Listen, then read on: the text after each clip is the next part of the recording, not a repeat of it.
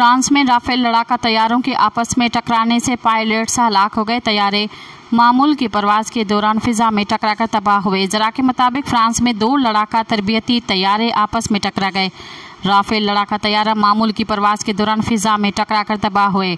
फ्रांसीसी हुकाम के मुताबिक ये वाक़या मुल्क के मशरक़ी हिस्से में पेश आया, जहाँ 2 फ्रांसीसी साख्ता राफेल लड़ाका तैयारा आपस में टकरा गए और जिसके नतीजे में इंस्ट्रक्टर और ट्रेनी पायलट हलाक हो गए। फ्रांसीसी सदर इमानुएल मैक्रोन ने राफेल तैयार के हादसे में हलाक होने वालों की शनाख्त कैप्टन सेबेस्टियन मुबेरिन और लेफ्टिनेंट माथियस लॉरेंस के तौर पर की है।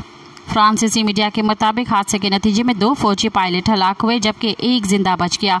दोनों में से एक ट्रेनी पायलट और दूसरा पायलट इंस्ट्रक्टर के फराइज सर अंजाम दे रहा था।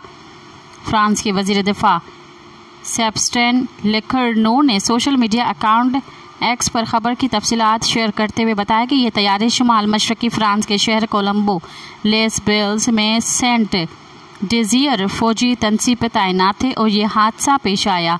जरा के मुताबिक एक पायलट जिंदा है जो महफूज हालत में है जबकि दीगर दोनों की तलाश अब भी जारी है।